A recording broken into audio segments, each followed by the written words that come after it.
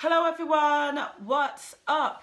Oh my gosh, I've just realised that I've still got the Christmas card up. 2 Christmas cards. Gone! We'll just keep on praising him, raise him up. Oh yeah, you see people taking their place in your love. Oh yeah, as you keep your light in our lives from above. Oh yeah, you just spark the fire that fires me up. Oh yeah. I hope that your 2019 has started super well. Mine has. It's going all right. So far, so good. It's only been a couple of weeks in, but thumbs up to 2019. Now, talking about new starts, I started a new eating regime. And I wanted to share this with you just so that I can, I don't know, keep you up to date with how I'm going with it. Sort of have you guys as my accountable people. But also, it's me trying to say, well, look, if there's things in your life that you're not happy with, then go ahead and change it. And I'm really in that mindset right now of, you're not happy with something, no point complaining about it and making everybody else's problems.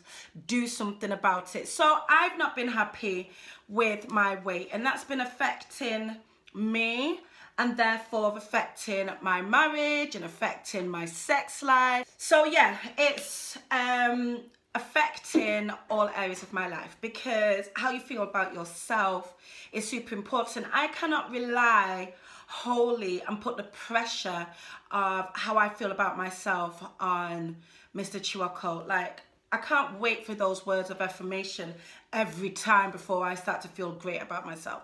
And I can't be going to him as well complaining, oh, I feel so fat, oh, I feel like this, oh, you know, I don't want to do it tonight because I don't feel good about myself, and blah, blah, blah, and turn off the lights and all that. Whereas, you know what? I'm at that point where I'm like, if I don't like it, I'm going to change it. So last year, I heard about this keto thing. Now, first of all, I'm not a trendy person. Like, I don't follow trends. You know, I wasn't on the paleo thing when everybody was doing it. Everyone in the world then became vegans. I might have become a vegan, but for the fact that everybody else was doing it, so it just put me off. But the keto thing, for some reason, really took my attention. And I had some people close to me who were actually saying, Daisy, this thing is really good and we've lost loads of weight and it's going beyond the diet. It's really turned into a lifestyle. And not only the weight, but energy levels have been great. Clarity of mind has been great. Just feeling better within themselves. Now, I need that. Even put the weight loss aside, I need lots of energy. I'm a businesswoman, I'm a minister, I'm a mother of 3, I'm a wife. Like, I need energy. Usually, by the time it gets to sort of 3 o'clock, 4 o'clock, I'm ready for a slump. So like, I knew that energy was a big deal for me. And with all the stuff that all the balls that I'm juggling, and the business, and just, you know, having to use my brain a lot, mental clarity was really stuck out to me as a positive thing. So I thought, okay. The other thing that attracted me to the keto lifestyle was, it was like, well, okay, you've got to cut out all this sugar. That's the thing. You've got to cut out all sugars. Beyond that, carbs, like your carbs have got to drop dramatically. The foods that I like on the keto are the fact that you can eat your cheeses. Now, cheese is life to me, you know, creams, all that creamy stuff, meats and fatty meats, you know, and it's like, eat loads of it. Avocados, yes, okay, thank you. Nuts, not too many, but definitely some. Yes, okay, I'll have that. It didn't feel too bad, you know. Not like some others where you're pretty much cutting everything down. You're cutting down carbs, you're cutting down fats, you're cutting down sugars. This one is quite restrictive because it's no carbs and no sugar. But the amount of fat that you need to eat kind of balances it out. So let me explain what the keto diet is in the best way that I can. I'm not a scientist. I'm not a nutritionist. So this is just the way that I understand it. You probably might need to watch another video for an in-depth explanation. But basically, our bodies usually run off glucose and sugar, and all the carbs that we put into our bodies turn into sugar, and that's what we use as our energy source. However, when we don't burn off that energy, it just turns into fat.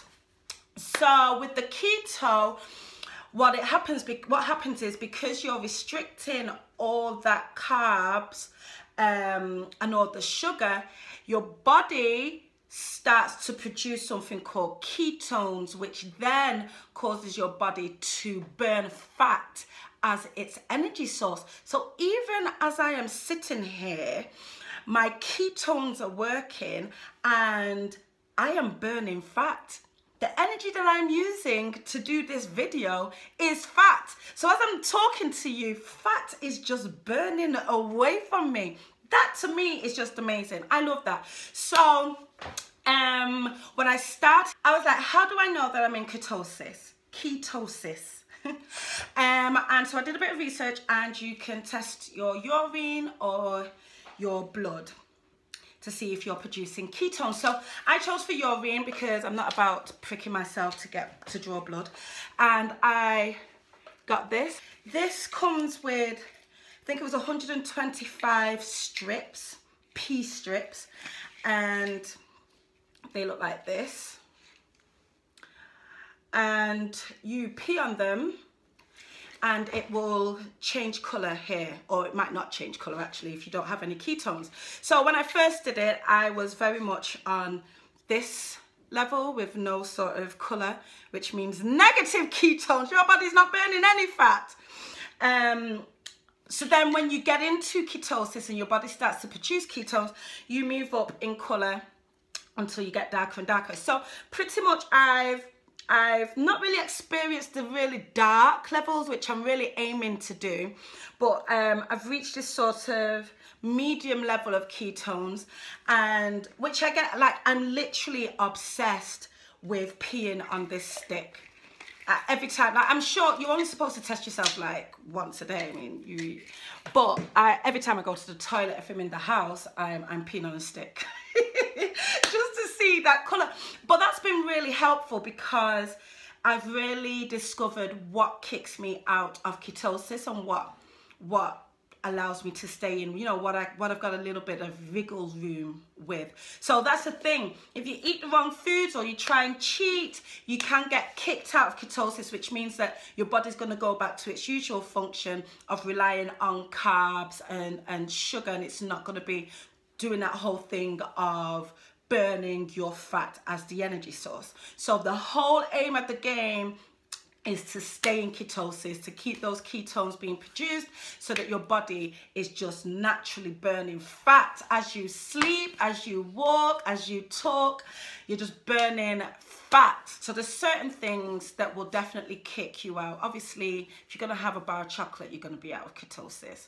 You know, if you're going to have a bowl of rice, you're probably going to get kicked out. But the other thing to explain about it is that you really have to focus on macros, which again, I had no clue what all these things were. What is a macro? Macronutrients. Didn't have a clue. But basically, it's just looking at your carbohydrates, fats and proteins and measuring them out so that you're staying within what works for you. The general rule of thumb is that you've got to have like loads of fat, and your carbs has to be restricted to between 20 and 50 grams a day. I didn't even know what that meant until I measured out what 20 grams of carbs is and realized that it's nothing. It's nothing.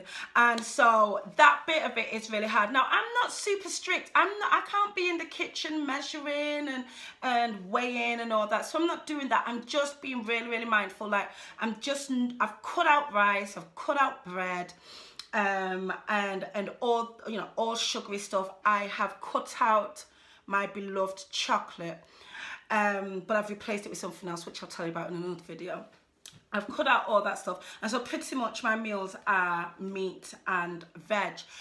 but also I've got to pack in lots and lots of fat with that. So my coffee I'll have with cream. They have this thing called bulletproof coffee where they'll also put butter in and double. It's not even just cream, it's double cream. So butter and double cream. So I tried that one time, nearly threw up. Forget that, I just stick with the cream. I'll top up a lot of my meals with cheese, avocados all day long, olives all day long, nuts, yummy. You know, so I'll do that. My desserts are usually like a handful of blackberries or blueberries or strawberries, a sprinkling of walnuts, some cracked very dark chocolate, and cream. Yum. So it's been going well-ish. So here's the deal. I started in November, but I was just dipping my toe in. I was like, just sort of figuring out this whole keto thing. And then December came upon me really quickly and keto went completely out of the window. And then I started again January sort of 3rd, kind of. Let me say though, during Christmas time, keto did go completely out of the window, but I didn't go overly crazy. Like I was still kind of mindful. So yeah, then come like the 3rd, 4th, I started again, but I've been quite on it. I've had a couple of cheat days, you know, certain things have happened, certain events have taken place. You know, we're eating and everybody's eating and I'm like, I want to eat what they're eating. So I've done that and I've paid for it because straight away I'm out of ketosis and then I've got to work, you know, be quite strict for the next couple of days to bring me back in. So I wanted to tell you what results I have seen so far. And to be honest, in terms of weight, I don't feel like I've lost that much weight, you know, in terms of weighing myself. So it's been approximately 8 pounds. And considering I started in November, okay, I wasn't serious in November, and then December came and I was not following a keto diet. And so I guess, you know, to have officially started in January, that might not be too bad, but I'm not overly excited about that. What I am more excited about is the measurements. So I've always been a heavy girl anyway, you know, but in terms of how my clothes feel and what my measuring tape says, that excites me. So I did start off with a 41-inch waist, which I am embarrassed to say. I kind of hid it and carried it well. 41 inches, that's like a man's waist. That's like, you know, it was not good. So I am now down to 36, which is quite a few inches. It was almost like my body was like, oh, thank God, like, get rid of all that on your belly, love, and let's go. Not really much difference on my arms or my thighs. It's literally all been on my tummy area, which I'm not complaining about. In fact, I'm actually over the moon excited about that. So that is the choice that I've made. This is the change that I'm making. I really want it to become a lifestyle. Oh, the other great thing about keto that I found is, wow, it actually really does suppress your appetite. That is no joke. It really does. Like, I'm the kind of person that I can eat. You know what I mean? Like, I can eat. I don't like the feeling of hunger. So the moment I feel a little bit of in my stomach, I'm gonna eat. And I was always getting that sort of 3 p.m, 4 p.m, panic mode slump where my energy levels would just drop and I would beeline to the kitchen for something crunchy or sweet and yummy, and that would be my pick-me-up again, which is awful. But on this keto lifestyle, that is just not happening. I do get hungry, but it's not like this panic, you know, oh, I must eat now. And it's not that, you know, I'm feeling slumped and lethargic or anything. It's just nice and controlled, and I'll go and choose something that hopefully fits within my keto lifestyle. So I love that. I love that the suppressing of the appetite is good. I love that. Yeah, so I want to be keeping you up to date with how I am going with it. My next video, I'm going to show you some of the staple foods that have been helping me to stay on track. Like, there's certain things that you've got to have in your cupboard and in your fridge if you're going to do this keto lifestyle, and they just always have to be there. You can get fancy and get a whole load of other stuff, but there's some staple things that I keep in my cupboard, and I will show you that in the next video. But for now, you know, I'm encouraging you to decide what you want to change in your life. Like, what are you not happy with that you actually have control over? I have control over what goes into my mouth and how that affects my body. And so it was only up to me. It was nobody else's responsibility. It is nobody else's responsibility to do anything about it. And if I'm seeing that it's affecting my marriage, I'm not about to let anything that I have control over affect my marriage. Now, don't get it twisted. Mr. Chirocco was not complaining. And actually, that's part of the problem, because he was just like, oh, I just love you how you are. You're beautiful.